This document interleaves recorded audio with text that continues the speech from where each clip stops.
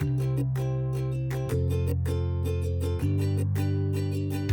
everyone, welcome to my kitchen. In today's recipe, I'm going to show you a breakfast plate, and that's going to be Mangalore buns, serving it along with some vegetable sagu and how to make a delicious homemade filter coffee.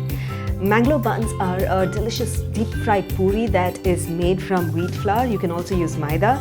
It's going to be combined along with a dash of salt, sugar and some mashed bananas and ghee and deep fried in oil. It's absolutely delicious, and the first time I had it was just very recently when I had it in a darshini. So without wasting any time, let me just dive right in and show you how to make this dish. So I'm going to be using my food processor, the MasterChef jar, to make the atta because I find it really convenient. To this I'm going to add in the whole wheat flour, a pinch of soda, baking soda, some sugar, some pinch of salt as well, jeera seeds, some dahi, now add in the ghee, and I'm going to sort of break the banana and then add it into the mixture. So if you are not using a food processor like this, then you want to mix all the dry ingredients first and then add the wet and then mash the banana and add it in. And because I'm using this, I'm just going to break it in and add it. So the first spin is going to be without any water, and then after that I'm going to add a little water at a time to make a nice firm dough.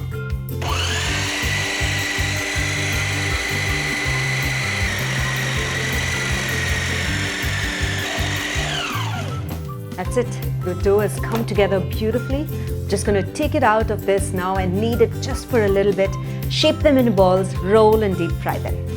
So the dough feels a little too soft for the Mangalore buns, so I'm going to dust a little more flour into it and then knead it a little more and then add ghee and knead it for some more time, okay? And once that is done, I'm going to show you how to roll it out and then make the buns. Going to add in some more ghee on the top and knead it until it's nice and smooth. Roll it into balls. You can either make small buns or you can make large ones. It's completely your choice. Now rest it for a couple of hours, and once it's well rested, we'll roll it out and then deep fry them. I'm going to dust my surface with some flour and dust the buns in some flour as well and roll them out into a puri. So when you add the rolled out buns into the hot oil, ensure that you keep pouring some hot oil over the buns so that it fluffs up really well. Fry until it's nice and golden brown. Now that all the buns are fried, ensure that when you're taking it out, you drain out the excess oil. It takes a good few seconds to drain out the oil and then place it on paper towels.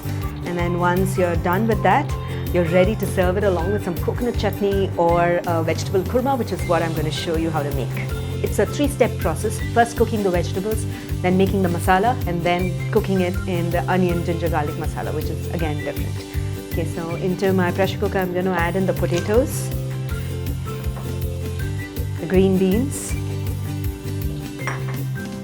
the nol, carrots,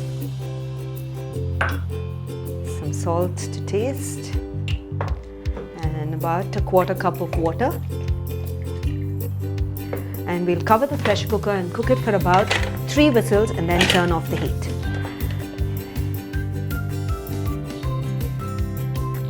Now to make the masala for the sagu, into my small jar of the mixer grinder, I'm going to add in the coconut, the poppy seeds, coriander seeds, jeera, and then we have this maize, which is javitri, cardamom pods, cinnamon stick, cloves, and star anise, garlic, the green chilies, and the ginger. There is some chopped coriander leaves and mint leaves. Add some water and we'll grind this to make a nice smooth mixture.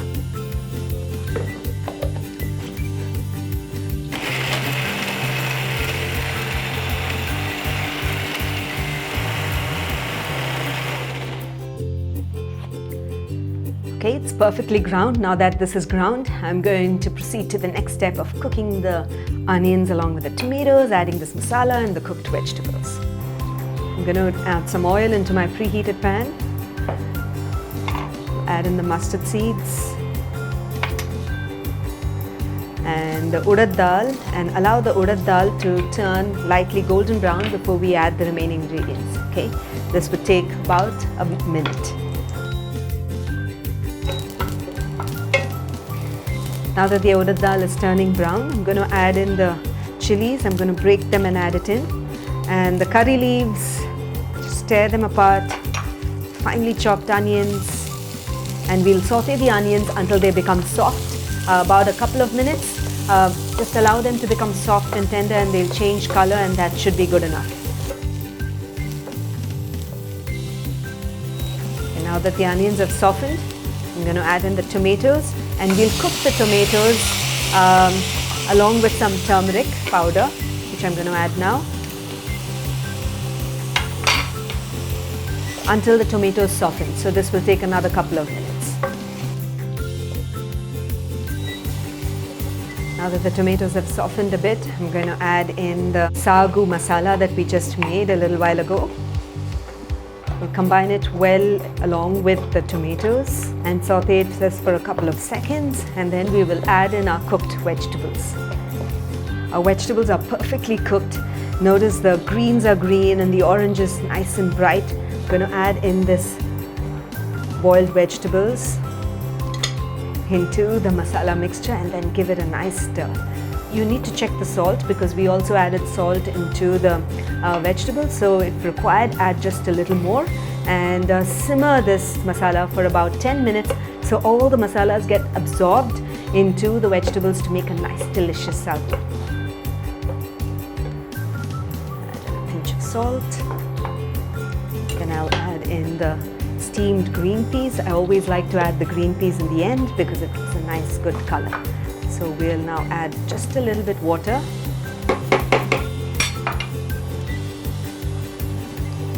We'll cover the pan and cook for about 10 minutes until everything comes together. The sagu looks brilliant. It's got some bright colors. Notice that, and I'm really excited. I gave it a taste. It was just perfect. It's ready to be served along with some Mangalore buns, and I'm going to show you right now how to make an authentic filter coffee. So now to make the filter coffee, this is the filter coffee maker that I have. This is where the decoction collects in, and this is where we add the coffee powder into, and it's got some tiny holes here through which the coffee will drip into the bottom cup. The first step is to add in the coffee powder. This is the fresh filter coffee powder and not the instant coffee powder. So I'm going to add it in and lightly press it. Okay, so if you want like a darker decoction, then you press it in firm and then it takes a little while to drip in, okay? And you have to add in hot water into this so that it drips in really quickly. So I'm going to put this press in and cover it and allow all the decoction to drip in into the bottom half. This takes about good 5 minutes to make the decoction coffee, and after that I'll show you how to mix up the milk, sugar and the decoction to make an authentic filter coffee. Now we are ready to make our filter coffee, and that's the decoction that we have over there. Okay. And now the next step is to boil our milk. So we'll bring the milk to a roaring boil. It's important to use like fresh milk and boil it well and until it froths up. Okay. Now that the milk has come to a roaring boil, I'm ready to make my filter coffee. So first I'm going to add in the sugar into each one of my tumblers. Then I'm going to pour in the decoction. And then the hot milk.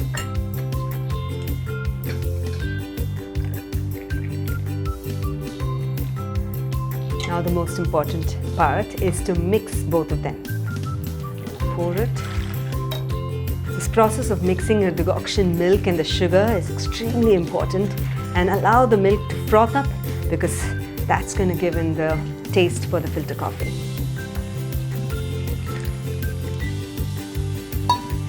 Place it in here and we'll do the other cup and we'll be ready to serve our breakfast with Mangalore buns and a vegetable sagu. And now the time has come to plate a delicious breakfast. I have some Mangalore buns really puffed up and crisp. That's ready on my plate and I'm going to serve my sagu into the bowl. It smells absolutely delicious, rich, all the spices. And I have my banana and I have my filter coffee. And now that makes complete breakfast, don't you think?